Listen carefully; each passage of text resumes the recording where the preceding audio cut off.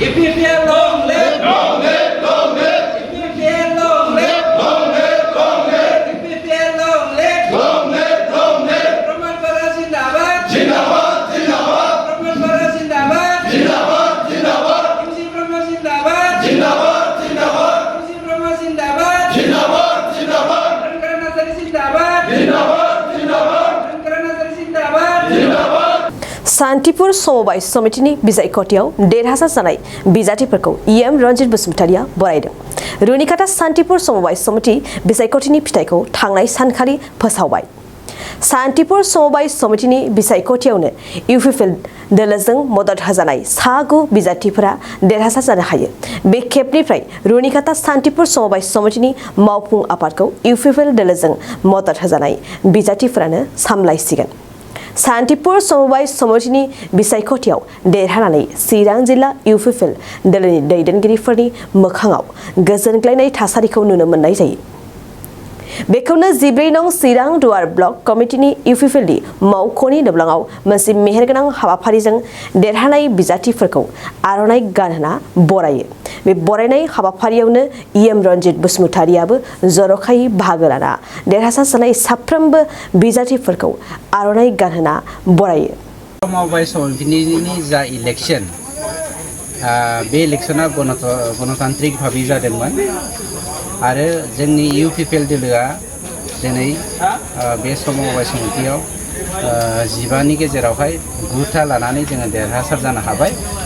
9साखौ दानिया जेननाय देरहानाया थायो, खिन्थु मोनसे बाथ्राया स्पष्ट जाबाय, गणतन्त्रआ देरहासार जानो हाबाय।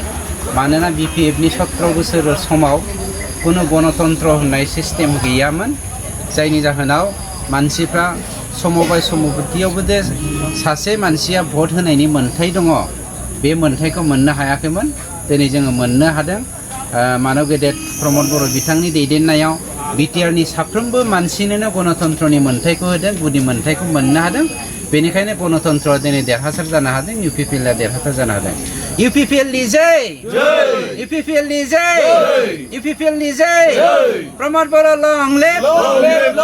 प्रमद बर' लं लिभ! इउपिपिएल लं लिभ! इउपिपिएल लं लिभ! इउजि प्रमद लं लिभ! इउजि प्रमद लं लिभ! रंगरा नार्जारि लं लिभ! रंगरा नार्जारि लं लिभ! थाखो 10आव मुं थिसननो हांखुर जानाय फरायसाफोरनि थाखाय मोनसे गोनां फोसावथाय। रौता नर्थ इस्ट पाब्लिक फरायसालिया नोंथांमोननो मोनसे गोजोनथाव खौरां लाबोदों। CBSE जों गनायथि मोननाय रौतानि मुंदांखा नर्थ इस्ट पाब्लिक स्कुलाव दायो थाखो 10नि मुं थिसननाया सोलिगासिनो। साइन्स आरो आर्ट्स मोन्नैबो स्ट्रिमनि थाखाय रौतानि नर्थ इस्ट पाब्लिक स्कुलाव मुं थिसननाया सोलिगासिनो। बे फरायसालियाव थाखोनि फराफारि आयदा फोरोंथायजों लोगोसेयैनो JEE NEET CUET engineering medical entrance आनजादनि थाखाय उफ्रा फोरोंथायबो होनाय जायो। बे फरायसालियाव बिजाब बाख्रि, फरायसाफोरनि थाखाय हस्टेल आरो गेलेनाय, मोसानाय बायदि बायदि केरिकुलार एक्टिभिटिसनि सुबिदा दं।